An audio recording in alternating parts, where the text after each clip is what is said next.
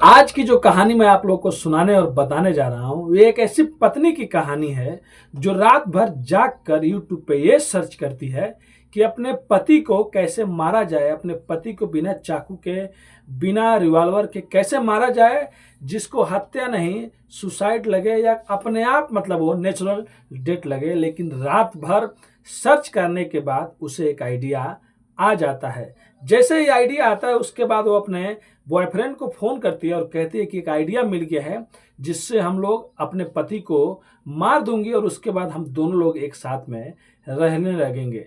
उसका बॉयफ्रेंड भी मान जाता है और अपने पति के कानों में एक ऐसा चीज डालती है जिसके बाद उसकी पति की मौत हो जाती है। लेकिन उसकी एक छोटी सी गलती पुलिस के सामने शक पैदा कर देती है। पुलिस शक करने के बाद उसको पत्नी को थोड़ा बहुत इधर उधर घुमाती है और अपने तरीके से जांच करती है। फिर बाद में इन दोनों का भंडा फूट जाता है और उस पत्नी को पुलिस अरेस्ट कर लेती है। तो पत्नी ने क्या प्लान बनाया था, कैसे उसकी जिंदगी में सब आया था जिससे वो सोच रही थी अपने पति को मार दो उतनी बेरहमी से, और इतनी खतरनाक पत्नी जो कानों में डाल के अपने पति को मार दी, उसकी कहानी आप लोग को बताएंगे। उससे पहले आप लोग से रिक्वेस्ट करते हैं, अगर आप हमारे चैनल पर नए हैं तो चैनल को आज ही सब्सक्राइब, लाइक, शेयर, कमेंट करना मत भूलिए। तो नमस्ते, आदाब, सत श्री अकाल। आज की जो सच्ची घटना मैं आप लोग को सुनाने और बताने जा रहा हूँ, ये घटना तेलंगाना प्रदेश का एक जिला लगता है करीमनगर। करीमनगर की यही कहानी है। वहाँ पे एक आदमी रहता है जिसका नाम संपत रहता है और एक पत्नी होती है, एक औरत होती है जिसका नाम रमा देवी होता है। इन दोनों का शादी हो गया रहता है और बहुत अच्छे से इनकी जिंदगी चल रही होती है। लेकिन जो संपत होता है अक्सर वो दारू पी के घर पे आता था और अपनी पत्नी से झगड़ा उगड़ा करता था, जिसके बाद पत्नी परेशान रहने लगती है। उसके बाद उसकी पत्नी भी कहती है कि देखो तुम दारू पुनः पीना छोड़ दो, नहीं तो मैं तुम्हारे साथ में नहीं रहूंगी। लेकिन आए दिन झगड़ा होते रहता था। जो संपत रहता है वो एक लाइब्रेरी में सफाई कर्मी का काम किया करता था और सैलरी भी उसकी कम थी।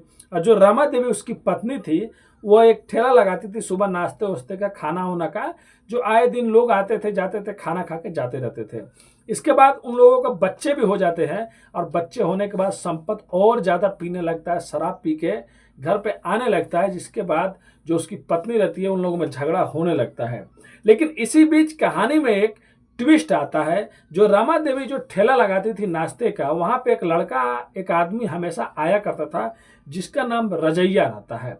रजैया आए दिन आते आते एक दिन ऐसा होता है कि रजैया में और रमा देवी में दोस्ती हो जाती है और दोस्ती कब प्यार में बदल जाता है कभी किसी को मालूम ही नहीं चलता है। और संपत तो इधर नशे में डूबा रहता है। अब जो रमा देवी रहती है अब उसको थोड़ा भी टेंशन नहीं रहता है। अब वो अपने पति से इंतजार भी नहीं करती, अपने पति से झगड़ा भी नहीं करती। पति चाहे जहां भी रहे वो अपने घर जाती, अपने घर से निकलती तो कभी कभी रजैया के साथ में भी रात बिताती या रजैया को अपने घर पे भी बुला लिया करती थी। और बाद में अपने पति से दूरी बनाने के बाद अपने बच्चों लोग से भी उतना दूरी बना लेती है, अपने बच्चों लोग को भी उतना नहीं देखती है। अब उसके दिमाग में बस यही बात रहता है कि मुझे रजैया के साथ में रहना है। बाद में संपत को भी ये पता चलता है, उसको भी एहसास होता है कि मैंने गलत किया और मैं अपने परिवार के साथ में रहूंगा, अपने परिवार को टाइम दूंगा, मैं घर नहीं जाता हूं। उसके बाद वो अपने घर जाने लगता है, अपने बीवी से बात करने की कोशिश करता है। लेकिन जो रमा देवी रहती है अब तो वो उड़ गई रहती है, अब तो वो दूसरे के साथ में रहना चाहती थी, लेकिन वो इसकी एक भी बात नहीं सुनती है। अब रमा देवी को डर लगने लगता है कि अब मैं करूं तो क्या करूं, अब तो ये अच्छा हो रहा है, अब तो ये घर आ रहा है और अच्छी अच्छी बातें कर रहा है और मुझे रजैया के साथ में रहना है। तब वो रजैया के साथ में एक प्लान बनाती है और कहती है कि सबसे पहले तुम मेरे पति से दोस्ती करो। और दारू पीने इस जगह पे जाता है, उधर ही घूमते रहता है, और जब तुम दोस्ती कर लोगे तब हम लोग कुछ आइडिया सोचेंगे और इसको रास्ते से हटा देंगे। उसके बाद हम दोनों लोग एक ही साथ में रहेंगे। और वो अपने पति से हमेशा ये भी कहती थी कि तुम जितना पैसे कमाते हो उससे हमारे घर का खर्चा नहीं चलता है, अगर मैं ठेला नहीं लगाती तो शायद हम लोग रोड पे आ गए रहते।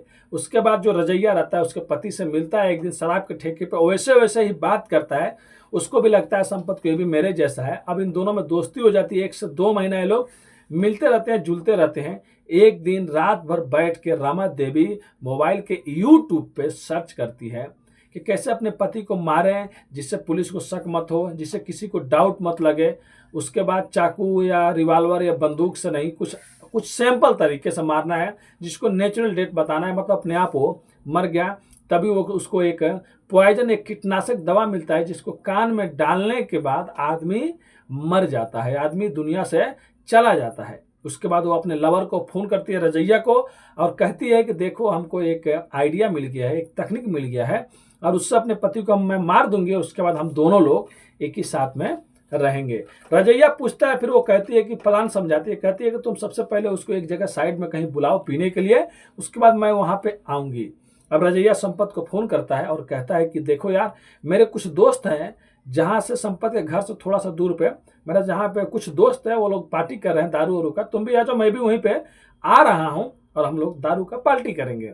अब रजैया 1-2 महीने से इसको जानता था और संपत भी 1-2 महीने से जानता था, लोग डेली शराब पीते थे और रजैया ही फ्री में पिलाता था, कभी पैसे भी नहीं लेता था।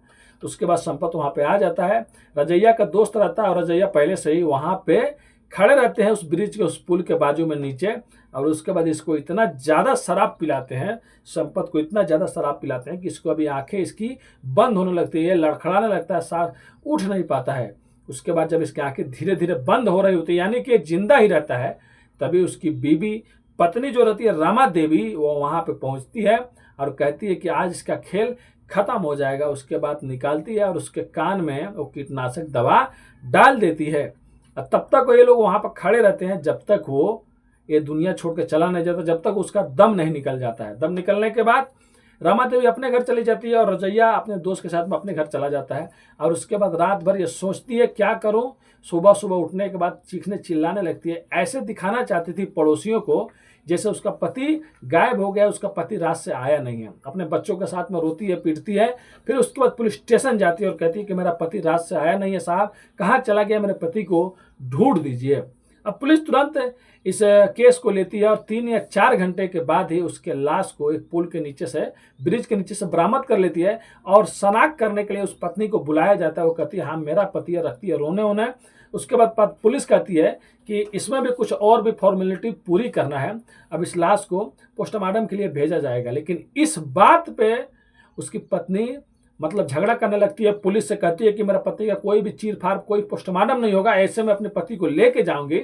आप लोग को नहीं लगता है कि मेरा पति का शराब पीने से ज्यादा मतलब मौत हो गई है। लेकिन यही बात उसकी पत्नी की बार बार कहने पे पुलिस को डाउट हो जाता है। पुलिस कहता है ठीक है पोस्टमार्टम नहीं होगा आपके पति का, लेकिन कुछ और भी फॉर्मेलिटी है जो मतलब पूरा करना पड़ेगा, उसके लिए लाश को यहाँ से लेके जाना ही पड़ेगा।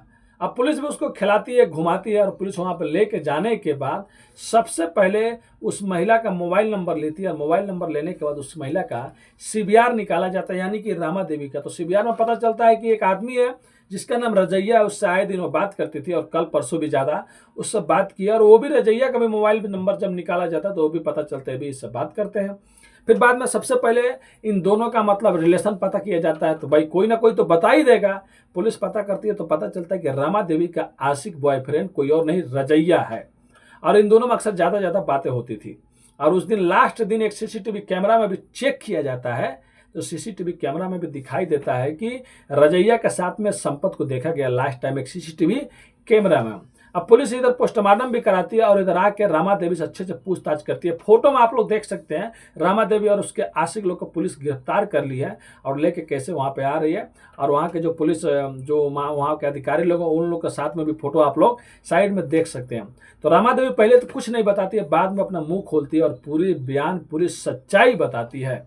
और पोस्टमार्टम रिपोर्ट भी आ जाता है और अंदर से भी मतलब पॉइजन और कान के जरिए भी पॉइजन मिला रहता है, तो ये तो रहता है। फिर रमा देवी ये स्वीकार करती है कि हाँ मैंने ये अपने पति को मारा है, हम लोग एक साथ में रहना चाहते थे मैं और रजैया, और अपनी पूरी कहानी बताती है कि मेरा शादी हुआ, उसके बाद मेरा पति पीने लगा, पीने के बाद घर पे आता नहीं था, उसके बाद मेरी दोस्ती हो गई। तो ये थी एक पत्नी की कहानी। लेकिन यहाँ पे अगर पुलिस थोड़ा भी चूक हो गई रहती, मतलब थोड़ा भी इसको सीरियसली नहीं लिया होता, तो शायद ये भी मामला खत्म हो जाता और रामा देवी एक कत्ल करके बच जाती। क्योंकि ऐसा ही एक मामला सोनीपत का है, जो 2024 में एक पत्नी अपने पति को एक ऐसे ही तरीके से मर्डर कर देती है और पकड़ी नहीं जाती है, उसको मतलब नेचुरल डेथ बता देती है। लेकिन एक मोबाइल कॉल की वजह से, कॉल हिस्ट्री की वजह से 2025 में वो अगस्त के महीने में ही शुरू में ही पकड़ी जाती है। मतलब सोच सकते हैं 1 साल तक वो बची रहती है। तो ऐसा हर जगह में होता है, लेकिन अगर यहाँ पे पोस्टमार्टम नहीं हुआ होता, अगर उसके बीवी पे शक नहीं हुआ होता, तो शायद उसकी बीवी भी बच जाती, अपने रिलेशन वाले को किसी को बुलाती, भाई शराब पी कर मर गया था, वैसे उसका अंतिम संस्कार कर देती है। तो ये थी आज की कहानी एक ऐसी पत्नी की जो ये सर्च कर रही थी यूट्यूब पे कि अपने पति को कैसे हम मारा जाए। तो ये कहानी सुनाने का उद्देश्य किसी का भी दिल दुखाना नहीं है और ना आप लोग को किसी को आहत पहुंचाने के, बस आप लोग को अपनी कहानियों के माध्यम से जागरूक और सचेत करना है। अगर आप भी हमारे चैनल पर नए हैं तो चैनल को आज ही सब्सक्राइब कर लीजिए, शेयर कर दीजिए दोस्तों में ऐसे ही कहानी और सच्ची वीडियो देखने के लिए। धन्यवाद।